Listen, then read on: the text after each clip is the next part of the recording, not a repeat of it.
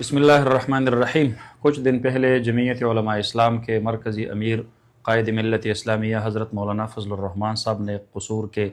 ایک بہت بڑے جلسے عام میں خطاب کرتے ہوئے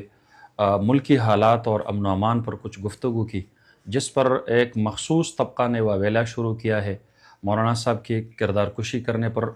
تلے ہوئے ہے۔ ظاہر بات ہے حضرت مولانا فضل الرحمان صاحب کی تقریر کا بنیادی مقصد اور بنیادی نقطہ یہ تھا کہ خیبر پختونخوا میں اس وقت بدامنی کا راج ہے، سندھ میں ڈاکوؤں کا راج ہے، پنجاب میں لوگ خودکشیاں کر رہے ہیں،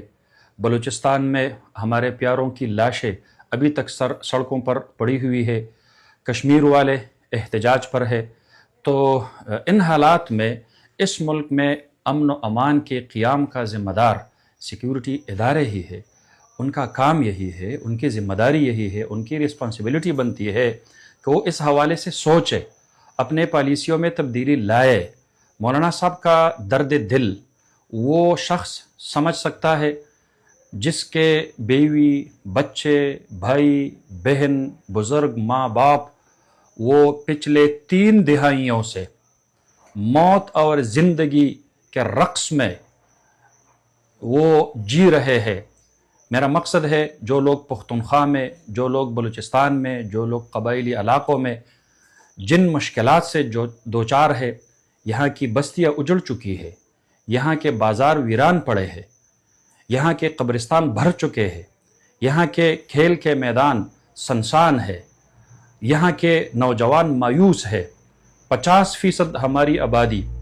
ان علاقوں سے نکل چکی ہے، وہ یا تو سندھ جا چکی ہے اور یا پنجاب جا چکی ہے، اور جو 50% آبادی یہاں پر رہ چکی ہے وہ انتہائی لاچار لوگ ہیں۔ ان بیچاروں کو جو خطرات لاحق ہے، صبح جب گھر سے نکلتے ہیں شام کو پتہ نہیں چلتا گھر سالم اور صحیح واپس آ سکے گا یا نہیں، تو ظاہر بات ہے کہ حضرت مولانا فضل الرحمان صاحب نے پاکستان میں بدامنی کے شکار لاکھوں نہیں کروڑوں عوام کے دلوں کی ترجمانی کی ہے۔ اب اگر ان حالات کا تذکرہ کرتے ہوئے سیکیورٹی اداروں کے سامنے ہم یہ رونا روئے کہ بابا یہ تو آپ کی ذمہ داری ہے، آپ لگے ہوئے ہیں اور اپنے ڈومین سے ہٹ کر سیاسی جوڑ توڑ میں، سیاسی اکاڑ پچھاڑ میں، حکومتوں کو گرانا، حکومتوں کو بنانا، اس میں آپ لگے ہوئے ہیں، تو وہ آپ کے سامنے وہ کہتے ہیں کہ نہیں بھائی آپ تو ہماری شہادتوں کے پیچھے ہنس رہے ہیں۔ ملک و ملت کی خاطر جان دینے والے شہداء ہمارے ماتھے کے جھومر ہے، وہ ہمارا فخر ہے، لیکن اپنی ناکام پالیسیوں کو ان شہداء کے خون کے پیچھے چھپانا یہ اس سے بہت بڑی زیادتی ہے۔ یہ آپ خود ان شہداء کی بے حرمتی کر رہے ہیں۔ اگر ان شہداء کے وارث اور ان کے فیملیز اور ان کے خاندان والے قیامت کے دن آپ کے گریبان میں ہاتھ ڈالے کہ آپ نے پراکسی وارز میں اور پرائے جنگوں میں کیوں ہمارے بچوں کو اور ہمارے جگر گوشوں کو شہید کرایا، تو کیا جواب ہوگا آپ لوگوں کے پاس؟ اس لیے مولانا فضل الرحمان صاحب کا جو بیانیہ ہے وہ ایک دعوت فکر ہے کہ دشنام ترازی اور گالم گلوچ سے ہٹ کر آپ آ جائے۔ اس ملک میں کچھ سنجیدہ سیاسی لوگ بھی ہیں، ان کے ساتھ بیٹھ جائے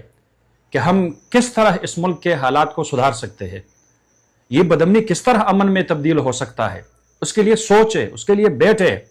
نہ کہ کوئی آپ کو گلا کرے اور آپ اس کے پیچھے پھر اپنے جو لفافہ صحافی ہے، جو درباری مولوی ہے اور جو زر خرید آپ کے جو ضمیر فروش لوگ ہیں، آپ ان سے مولانا کے پیچھے گالیاں دلوائے۔ ضمیر فروشوں اور سرفروشوں کا جب بھی معرکہ ہوا ہے، تاریخ اس بات پر شاہد ہے کہ فتح وہ سرفروشوں کی ہوا کرتا ہے۔ تو اور آپ اب تو حالات اس نہج پہ آئے ہیں کہ اے آئی کے ذریعے بنائے گئے جھوٹی ویڈیوز کے ذریعے مولانا صاحب اور اس کے بیٹے اور ہماری جماعت کے کچھ بڑوں کی اس طرح کی معافی کی باتیں ہو رہی ہے۔ میں یہ سمجھتا ہوں کہ اس وقت حضرت مولانا فضل الرحمان صاحب نے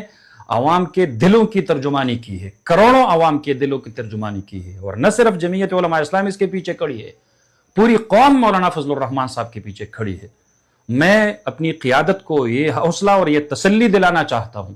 انشاءاللہ العزیز اس قوم کی خاطر، اس ملک و ملت کی خاطر، اس مظلوم عوام کی خاطر، ان کے امن کی خاطر انشاءاللہ العزیز جب بھی آپ ہمیں حکم دیں گے انشاءاللہ العزیز سر پر کفن باندھ کر ہم میدان میں کڑے رہیں گے، اور انشاءاللہ العزیز یہ ملک ہمارا ہے،